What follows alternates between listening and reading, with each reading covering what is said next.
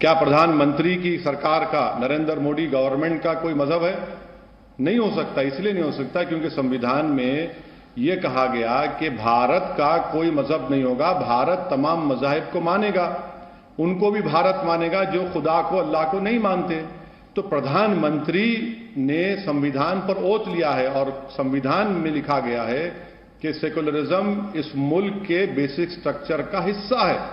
और ये कोई इकोनॉमिक पॉलिसी नहीं है कि मैं 500 के 1000 की नोट बंद कर दिया तो सेकुलरिज्म को भी बंद कर दूंगा। नहीं, जब तक अंबेडकर का बनाया हुआ संविधान रहेगा, सेकुलरिज्म इस देश का बेसिक स्ट्रक्चर का हिस्सा रहेगा। अगर प्रधानमंत्री जाना चाहते हैं तो वो ये कह दें देश को कि मैं अपनी इंडिविजुअल कैपेसिटी में जा रहा हूं, इससे कोई उनको रोक नहीं सकता क्योंकि फ्रीडम ऑफ रिलीजन है उनकी कैबिनेट के मंत्रियों को है। और वो कह दें कि मैं इंडिविजुअल कैपेसिटी में जा रहा हूं और इसका कोई लाइव टेलीकास्ट टीवी पर ना हो, किसी को आपत्ति नहीं होगी। नहीं, लेकिन आप तो प्रभु राम को, मुसलमान भाई तो इमाम हिंद कहते हैं, राम तो सबके हैं, हिंदू के भी मुसलमान के भी। या तो आप प्रभु राम को इमाम हिंद नहीं मानते, अगर वो इमाम हिंद हैं तो फिर वहां जाने से सेकुलरिज्म कैसे खतरे में आ जाएगा? ओवैसी साहब, राम तो इमाम हिंद है ना। इसलिए है क्योंकि ये देश सिर्फ राम का नहीं है, ये देश राम का भी है, ये देश अल्लाह के मानने वालों का भी है, ये देश गुरु नानक के मानने वालों का भी है, ये देश ईसा मसीह को मानने वालों का मुल्क है, ये देश गौतम बुद्ध को मानने वालों का मुल्क है, ये देश हजारों खुदाओं को लोग मानने वालों का मुल्क है, ये देश उनको भी मानने वालों का मुल्क है जो खुदा अल्लाह को नहीं मानते। क्या ये देश एक ही मजहब का, एक ही खुदा का, एक अल्लाह का है, एक भगवान का है? नहीं है ना। ये देश सबको मानता है। ये देश की ताकत और खूबसूरती तो यही है।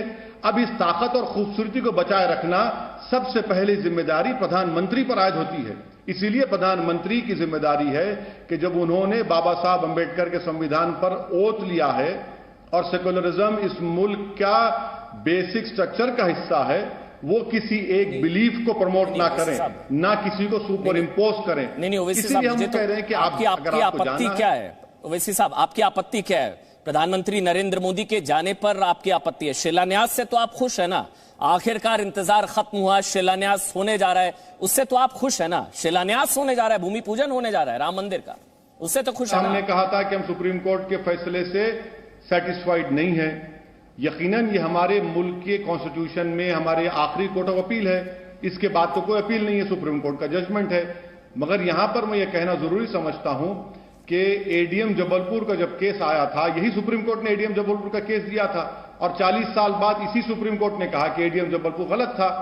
इसी सुप्रीम कोर्ट के एक मायनाज बड़े काबिल जस्टिस जेएस वर्मा ने कहा था कि supreme court is supreme but not infallible. यह भी बात बिल्कुल सही है कि अगर सुप्रीम कोर्ट शिलान्यास की इजाजत नहीं देता और जो लोग सुप्रीम कोर्ट से वादा किए थे कि बाबरी मस्जिद को हाथ नहीं लगाएंगे, उन्होंने सुप्रीम कोर्ट को धोखा दिया, झूठ कहकर शिलान्यास जो परमिशन मिला था सुप्रीम कोर्ट से, बाबरी मस्जिद को शहीद कर दिया। अगर वहां पर 6 दिसंबर को मस्जिद शहीद नहीं होती तो क्या आज वहां पर फंक्शन होता? हमारा मानना यह है कि 23 दिसंबर की रात में चोरों की तरह बुजदिली में आकर वहां पर मस्जिद के अंदर मूर्तियां रखी गई और उस वक्त के कलेक्टर के नायर ने अपनी ड्यूटी को नहीं निभाया, मस्जिद को खुफल डाल दिया, वहां पर हिंदू पूजा शुरू की और यही के नायर बाद में जनसंघ का एमपी बन गया। ताले खोले गए, राजीव गांधी प्राइम मिनिस्टर हैं, आधे घंटे की विवादित ढांचा ऑर्डर मिलता है, मुसलमानों की बात नहीं सुनी जाती, विवादित ढांचा और फिर ताले खोल दिए जाते हैं। विवादित ढांचा, राम मंदिर को ढहा के बनाया गया विवादित ढांचा, उसको कहिए ना। मेरे ख्याल से संबित पात्रा मेरे ख्याल से रिएक्ट करना चाह रहा हूं, उसके बाद ओवैसी साहब मैं आपके पास आ रहा हूं। संबित, प्रधानमंत्री नरेंद्र मोदी पर्सनल कैपेसिटी में जाए तो कोई दिक्कत नहीं है, प्रधानमंत्री को नहीं जाना चाहिए, इससे सेकुलर फैब्रिक डिस्टर्ब होता है और प्रभु राम से सेकुलरिज्म को खतरा है। ओवैसी साहब। संबित, देखिए अमन जी, अगर मुझे पता होता कि ओवैसी साहब भी इस डिबेट में भाग ले रहे हैं तो शायद मैं इस डिबेट में नहीं आता, क्योंकि मैंने एक निर्णय लिया है कि इस प्रकार के लोगों के साथ डिबेट नहीं करना है जो देश को तोड़ना चाहते हैं और जो जिन्ना जैसा व्यवहार करते हैं। मैं इनको पहले नियो जिन्ना कहता था, मतलब नया जिन्ना, मगर आज से मैं इनको एक नया नाम देता हूं और बिल्कुल रेस्पेक्टफुली देता हूं। जिन्ना और इनमें सिर्फ फर्क इतनी है कि जिन्ना की दाढ़ी नहीं थी और इनकी दाढ़ी है। ये दाढ़ी वाले जिन्ना है जो हिंदुस्तान को बांटना चाहते हैं, और हां, इनका नया नाम आज से दाढ़ी वाला जिन्ना है। अब मैं उनसे कोई सवाल नहीं पूछूंगा और मैं डायरेक्टली उनसे कोई गुफ्तगू नहीं चाहता हूं, बिकॉज ये लोग हिंदुइज्म को गाली देते हैं और उनके साथ मैं बिल्कुल भी कोई डिबेट नहीं चाहता हूं, मगर सवाल देश के लिए मैं पूछ रहा हूं। उनके सवालों का जवाब देंगे, सिखाएंगे सेक्युलरिज्म कि पर्सनल कैपेसिटी में नहीं जाना चाहिए। मैं मेरा डायरेक्टली उनसे कोई सवाल जवाब मत करवाइए। देखिए मैंने उनसे सवाल जवाब नहीं करा रहा हूं, उनके सवाल में आपसे ले लेता हूं। सवाल जवाब नहीं करूंगा, वो आप नहीं, उन्होंने जो सवाल पूछा कि इंडिविजुअल कैपेसिटी में जा रहे हैं तो कि टीवी पर प्रसारण ना हो, मोदी बनकर जाएं, प्रधानमंत्री बनकर ना जाएं, ये तो आप जवाब दे सकते हैं ना उनकी आपत्तियों का। बोलिए आप संबित। मतलब ये नहीं, प्रधानमंत्री इंडिविजुअल कैपेसिटी कैसे हो जाएगा? प्रधानमंत्री तो अपने घर के अंदर भी प्रधानमंत्री रहेगा, मंदिर के प्रांगण के अंदर भी प्रधानमंत्री रहेगा। मंदिर के प्रांगण के अंदर वो कोई प्रधानमंत्री होना बंद तो नहीं हो जाएंगे, वो वहां भी प्रधानमंत्री रहेंगे। देखिए बड़ा आश्चर्य का विषय है, इनके लिए जो सेक्युलरिज्म का डेफिनेशन है वो क्या है? इनके लिए राम मंदिर का शिलान्यास अगर कर दिया जाए, प्रधानमंत्री कर दे, तो सेक्युलरिज्म खतरे में आ जाता है।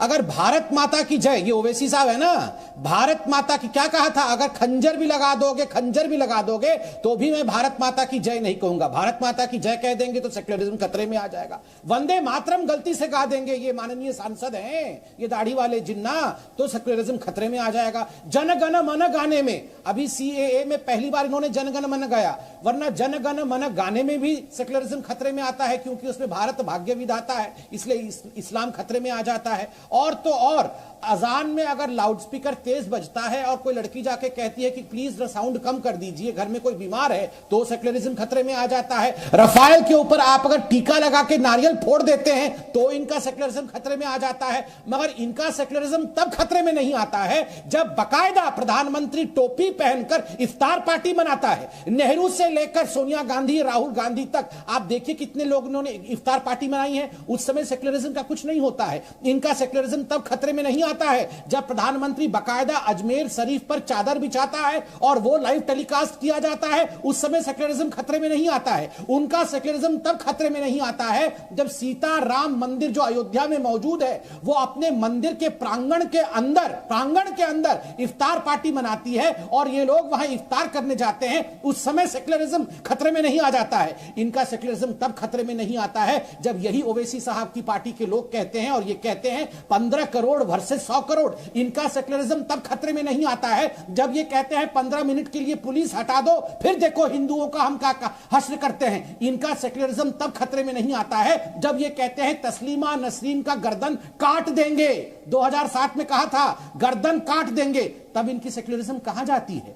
देखिए ये दाढ़ी वाले जिन्ना साहब जो बैठे हैं ना, ये हिंदुस्तान को हिंदू मुस्लिम की लाइन पे बांटना चाहते हैं। और मैं कह रहा हूं, कल से कह रहा हूं, यहां पूजन हो रहा है और वहां दिलो दिमाग में सूजन है। होने दीजिए इनके दिलो दिमाग में सूजन, शुरू से ही सूजन था इनका। हम शिलान्यास करेंगे तो और पूरे हिंदुस्तान में ये जो तस्वीरें हैं, दिवाली भी मनाएंगे, कोरोना की असद ओवैसी दिया भी जलाएंगे। असद ओवैसी साहब, प्रधानमंत्री नरेंद्र मोदी भूमि पूजन में जा रहे हैं तो उनकी संवैधानिक शपथ का उल्लंघन है। प्रधानमंत्री करतारपुर भी गए थे, करतारपुर कॉरिडोर के लिए भी प्रधानमंत्री नरेंद्र मोदी गए थे। जब मत्था टेका था उन्होंने बेर साहिब गुरुद्वारा में, तब संविधान खतरे में नहीं आया। अबू धाबी की शेख जायद मस्जिद गए थे 16 अगस्त 2015, तब संविधान खतरे में नहीं आया था। इंदौर की सैफी मस्जिद गए थे प्रधानमंत्री नरेंद्र मोदी, मस्जिद जाते हैं तब नहीं खतरे में आता। कोलंबो की चर्च गए थे, शाम को तिरुपति मंदिर भी गए थे, सिंगापुर की चिलिया मस्जिद गए थे, इंडोनेशिया की मस्जिद गए थे, करतारपुर गए थे, तब संविधान खतरे में नहीं आता। सर प्रधानमंत्री तो हर जगह जाते हैं, मस्जिद भी जाते हैं, मंदिर भी जाते हैं, खतरा मंदिर से ही। करतारपुर भी तो गए थे ना ओवैसी साहब।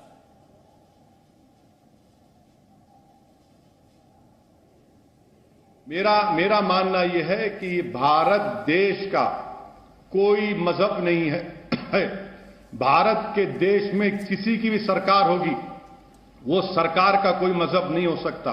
और मैं ये कह रहा हूं कि सरकार को किसी भी मजहब के मामलात में, रिलीजियस रिचुअल्स में ना इन्वॉल्व होना है, ना उसको सपोर्ट करना है, ना पैसे देना है। अब सवाल उठता है कि इफ्तार पार्टी। अरे भाई, क्या भारत का मुसलमान कोई इफ्तार पार्टी का मोहताज है? अरे थूकते हम इसी इफ्तार पार्टी पर। अगर मैं 17-18 घंटे रोजा रहता हूं तो क्या मैं आपकी इफ्तार पार्टी का मोहताज हूं? नहीं, मैं अल्लाह का मोहताज था और रहूंगा। मैं इसलिए रोजा रखता हूं क्योंकि अल्लाह ने कहा कि शुक्र अदा करो और उन लोगों का ख्याल करो भूखे प्यासे रहकर जो भूख से तड़पते हैं। तो इफ्तार पार्टी बंद करिए ना।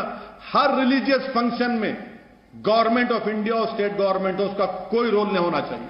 नहीं सर, मैंने सवाल आपसे करतारपुर को लेकर पूछा था। प्रधानमंत्री नरेंद्र मोदी करतारपुर कॉरिडोर के उद्घाटन के समय भी बेर साहिब गुरुद्वारा गए थे, अबू धाबी की शेख जायद मस्जिद भी गए थे, तब संविधान खतरे में नहीं आया था। सवाल मेरा ये है, सवाल टालिए मत ना ओवैसी साहब। मोदी जी जब करतारपुर गए थे तो कहां गए थे? पाकिस्तान के करतारपुर में, वहां पर गुरु नानक की जो बर्थ प्लेस है उसको खोल दिया गया। क्या असदुद्दीन ओवैसी ने उस पर ऑब्जेक्शन किया? मोदी जी जब फॉरेन टूर पर जाते हैं तो वो देश के प्रधानमंत्री बनकर जाते हैं। मोदी जी बुद्धिस्ट टेंपल में भी गए, मोदी जी वहां पर नेपाल की मशहूर मंदिर में गए, मोदी जी यूएई के मंदिर के इनॉग्रेशन में गए, मोदी जी यूएई की मशहूर मस्जिद में भी गए। तो प्रधानमंत्री हैं वो। ये बाबरी मस्जिद का ये जो मसला है, ये पिछले कई सालों से इस मसले की वजह से भारत में मासूम लोगों की जानें गई।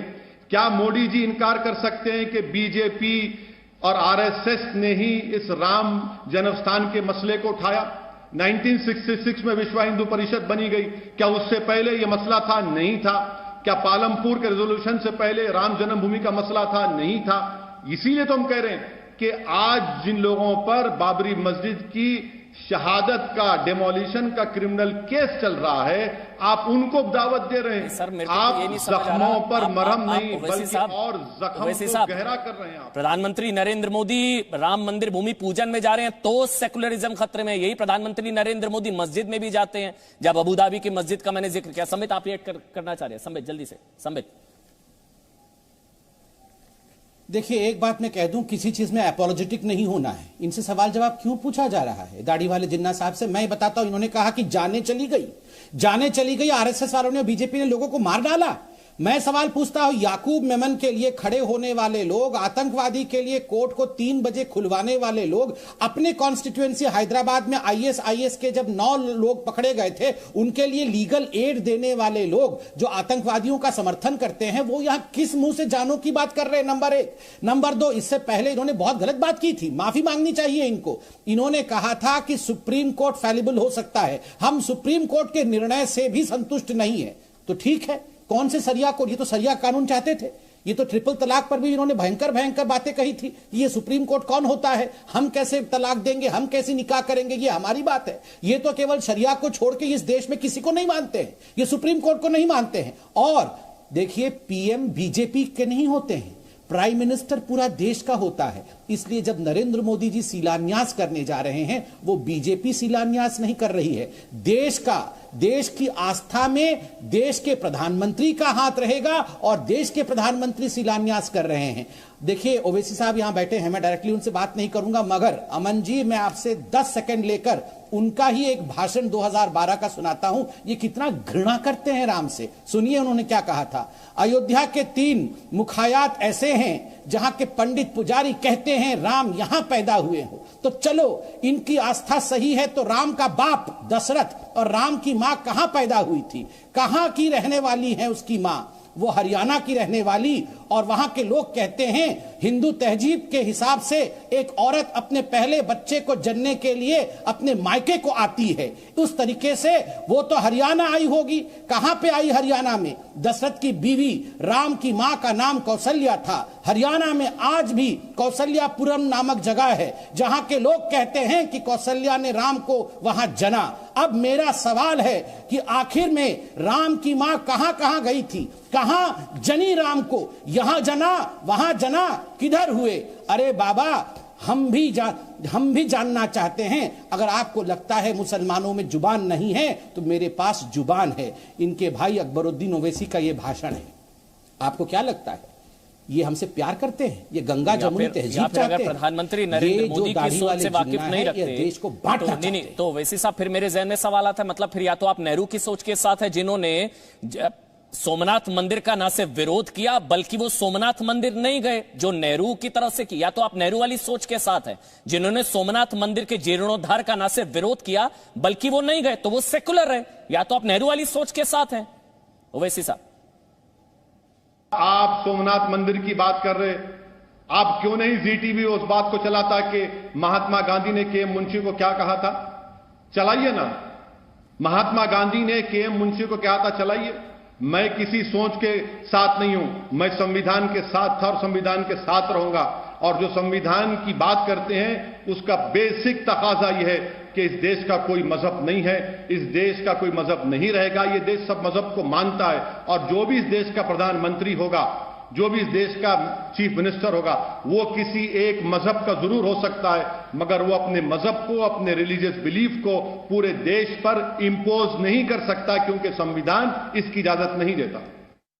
विनोद कुमार बंसल वीएचपी से, और संबित मैं आपके पास आ रहा हूं, और स्वामी मार्तंडपुरी महामंडलेश्वर वो भी हमारे साथ हैं। आप दोनों को एक एक कमेंट। सबसे पहले स्वामी मार्तंडपुरी जी, आप मुस्कुरा भी रहे हैं, क्या संविधान खतरे में आ जाएगा? प्रभु राम के वहां मोदी जाएंगे तो मोदी कम्युनल हो जाएंगे, सेकुलर स्टेट के पीएम को नहीं जाना चाहिए, ये सारे ऑब्जेक्शन है असद ओवैसी साहब के। और ऑल ओवर मतलब ये तो है कि मोदी राम के खिलाफ सब मिले हुए हैं, मैं तो ये भी कह रहा हूं। स्वामी मार्तंडपुरी जी, मेरा केवल एक मूल प्रश्न है कि भारत के प्रधानमंत्रियों का उस प्रधानमंत्री का नाम बता दिया जाए जो अपने जीवन काल में किसी धार्मिक स्थल पर न गया हो।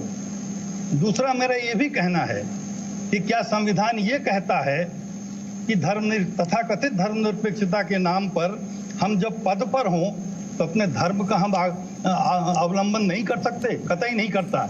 मैं तो बल्कि बड़ी बात कह रहा हूं कि अब समय आ गया है। 1976 में जो धर्मनिरपेक्षता जोड़ी गई 46वें संशोधन के रूप में, उस पर पूर्णतया विचार कर, और मैं कतई मानने को नहीं तैयार हूं कि भारत का कोई धर्म नहीं है, राष्ट्र धर्म है, और यह उनका है जो इस धरती से जुड़ते हैं। जो इस धरती से नहीं जुड़े हैं उनका कोई धर्म नहीं हो सकता। और रही नरेंद्र मोदी जी के जाने के, प्रधानमंत्री के रूप में जा रहे हैं, उनका पूरा देश स्वागत करेगा।